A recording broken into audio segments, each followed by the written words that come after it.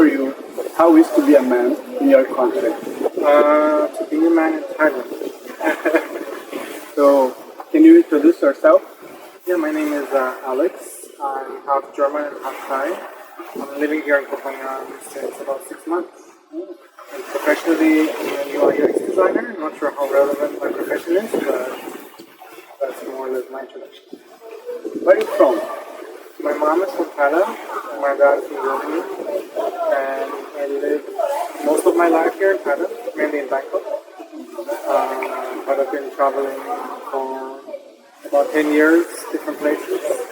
So I always like to say I'm a citizen of the world. For you, how is to be a man in your country? I feel that is a very difficult question because I have this dual background. So I'm half German and half Thai. But let's say in this context, not from Thailand, I feel like as a Thailand as a society is very tolerant towards different ways of being. So masculinity is not very defined into one specific way. I think also in Asia in general, there is this, tolerance or openness for a man to be more feminine, to be more in tune with the feminine side and not to conform to this very masculine image that we would have maybe in Latin America or in some parts of Europe. You told me you are a gay man in Thailand. How is this experience? How is your childhood, your teenager? So, how is this development? So let's talk about like childhood and growing up. I have to reflect a little bit, and I feel like I never had this issue of having to follow a certain masculine image. That I felt very different when I lived in Mexico or I visited Brazil or lived in different countries in Latin America. There's really this like macho, like you need to be like masculine to be considered a man. And I felt I never had this like pressure. I didn't have this same pressure being here. And I feel like if people think of Thailand, you have this idea of like lady boys and trans culture, and I feel like that softens the expectation. And talking to friends, and especially their children, I had a really interesting conversation once about, when you have cliques in school. And in Thailand it's very common to have, let's say, the gay clique, like really early on.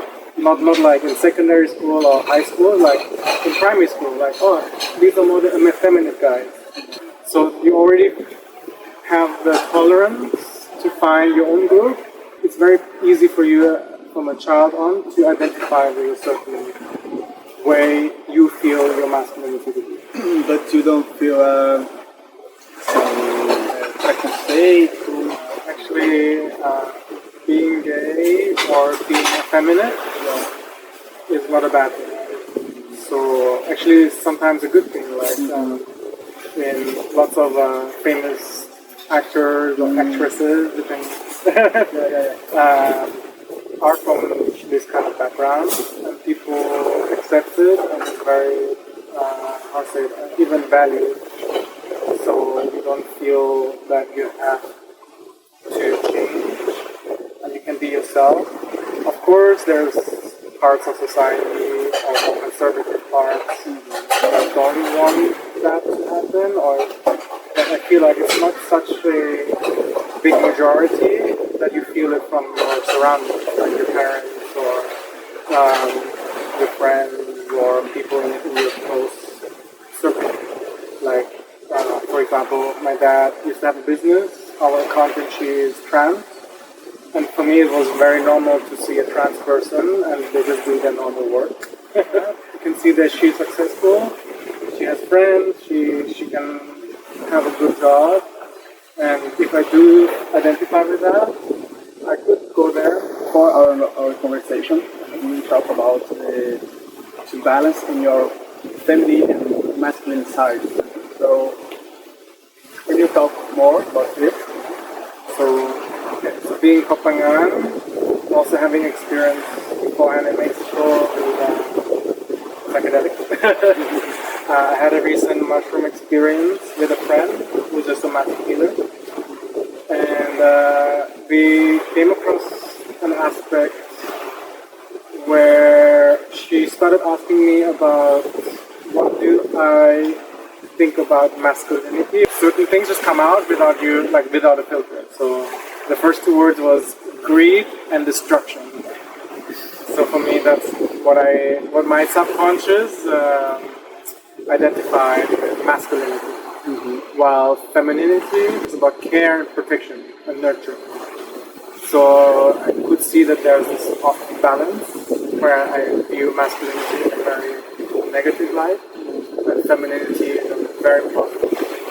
But what also came in that dynamic is that I felt that my feminine energy is trying to protect me, but too much, so I couldn't breathe. So I couldn't accept my masculine side.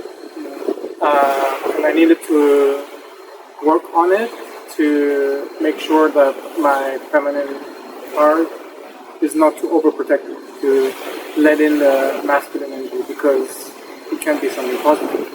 She then asked a few other questions, and it was like, oh, so what kind of personal representation would you say like a positive masculine role model would be? And the first thing that came into my mind was the gardener. Someone who goes into a wild piece of land, maybe the wildness is the femininity, and brings order so that things can grow in a more coordinated way, so that you can grow and produce without too much of this, oh yeah, let's just build, let's just destroy, let's just extract, rather than I bring all of this actionable energy towards growing, towards building in a positive, nurturing way.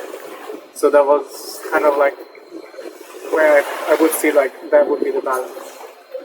And then the other aspect that I liked, what we talked about, was my cultural background. So I always say that Thailand for me is more feminine, like it incorporates femininity. Mm-hmm. And Germany, the masculine. And I felt like as a child I was not really asked about, because I was pretty much moved from Thailand to Germany. So I felt like I was moved from this very nurturing, caring environment to a very harsh environment. And I think that's where this trauma comes from. And then she asked, one last question was, so which country represents for you the balance? And my first reply was Brazil.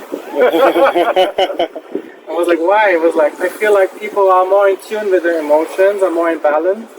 You can see that in the movement, you can see the way people talk. And I felt like, for me personally, Brazilian culture has that nice balance. So coming from this harsh German environment, the masculine harshness, to the very soft and sometimes overprotective Thai female energy, and somehow Brazil is in the middle. Nice. So, do you speak Portuguese? Eu falo português. Fala português. Então... Não muito fluido, mas eu posso comunicar. Ok. Muito obrigado. Gostei muito de entrevistar você. Espero que seja muito boa. Como você fala português, eu estou aproveitando esse momento para falar um pouco, que eu sinto saudade. Tudo bem, mas ótimo. Muito obrigado para que me convidar a falar sobre minhas experiências e os sentimentos sobre este tema.